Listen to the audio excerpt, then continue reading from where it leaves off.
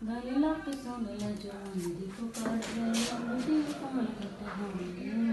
जी beautiful.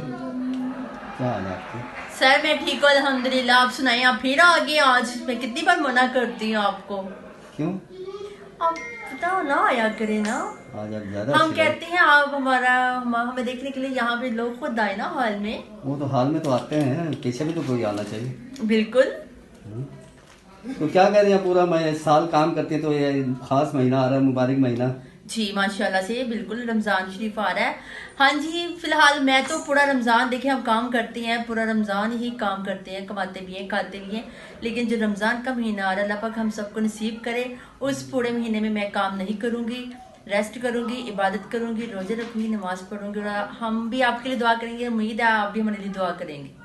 तो क्या message देंगे अपने चाहने वालों को, अपने चाहने देखने वाले वालों को यही मैसेज है, हम सब पर रोज़े फ़र्ज हैं, हम सबको रोज़े रखने चाहिए। ये काम हमारे एक साइड पे है, लेकिन अल्लाह को याद करना तो हम सबका फ़र्ज है। अल्लाह को याद करेंगे तो अल्लाह भी हमें याद करेगा। रोज़े भी रखें, नमाज भी पढ़े, हमें भी दुआ में याद रखें। और जो गरीब मुस्तिक है उन सब की मदद करें जो कर सकते हैं। को? Very good, thank you. बड़ी थैंक अच्छी यू हो गई जी। हो।